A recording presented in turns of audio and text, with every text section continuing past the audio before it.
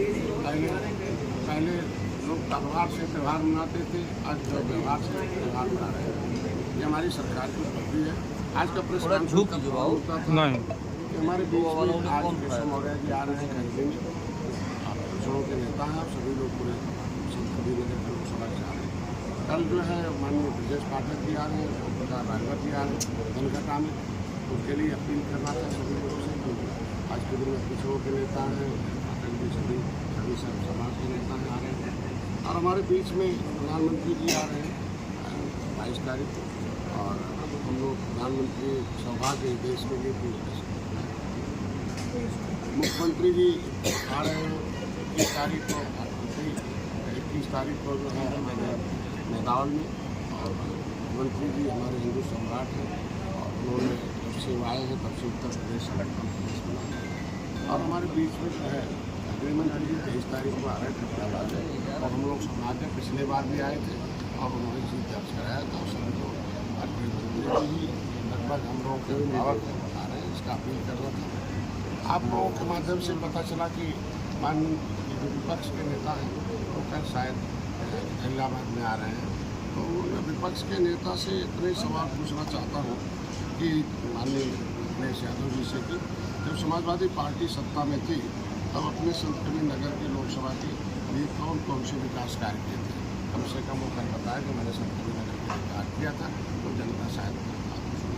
क्योंकि गुमराह करने के लिए तो सारे नेता आते हैं, लेकिन कार्य करने के लिए हमारे नेता आते हैं और कार्य की उपलब्धियाँ बताने हमारे नेता आते हैं। विपक्ष में रहते हुए माननीय सपा के नेता हैं, पुतियाँ हैं, और जो है उनसे एक प्रश्न है कि जो आपके प्रत्याशी है ये सड़क से सदन तक कितनी बार संत कबीर नगर के मुद्दों को उठाया है, जो विपक्ष का हमारा प्रत्याशी है, कभी आवाज़ उठाए हो, कभी बोलने का अवसर दिए हो, या कभी मुखिया उनको बगल में खड़ा होकर कभी संत कबीर नगर का हाल चाल लिए हो, तो ये तो फोटोग्राफ से तो हम जानते ही पूछ रहा है।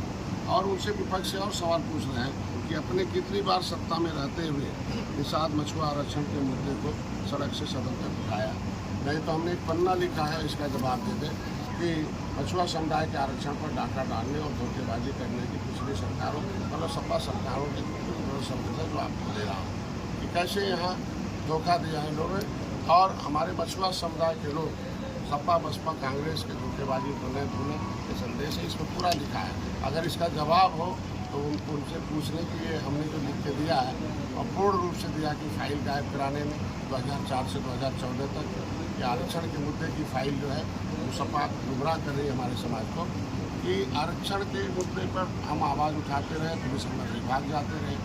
समाजवादी पार्टी का बिना शर्त समर्थन कांग्रेस को था 60 से 2014 2000 फाइल एक ही शर्त था कि निषादों की फाइल गायब करा दो, तो निषादों की file public file 75/4/1950 home ministry से गायब कराया। मैंने मुकुल वासनिक और शैलजा के खिलाफ मुकदमा लिखवा दिया। तो अगर ये निषादों के साथ थे तो मुकुल वासनिक और शैलजा के खिलाफ मुकदमा लिखा है तो कितनी बार इन्होंने उठाया। इसका जब से दिसंबर जी से आवाज़ उठवाया केंद्र में राज्यसभा में, तब सपा के सारे सांसद क्यों भाग गए हमारे आरक्षण को लेकर। तो मछुआ समुदाय के लिए सदन में भाग जाएंगे और यहाँ मछुआ जब निषाद पार्टी और मछुआ समुदाय अपने नाव से सपा बसपा कांग्रेस को उतार के फेंक दिया है, तब डूब रहे हैं, तब निषाद याद आ रहे हैं। एक अंतिम सवाल उनसे ये था कि आज के दिन में निषाद समाज के गौरव वीरांगना पूनम देवी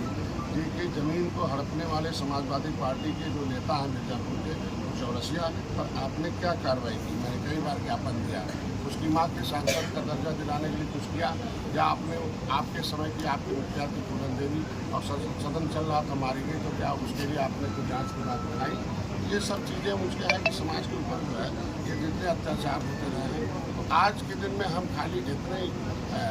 बताने आया हूँ कि आज के दिन में राष्ट्र का चुनाव है, ये देश का चुनाव है,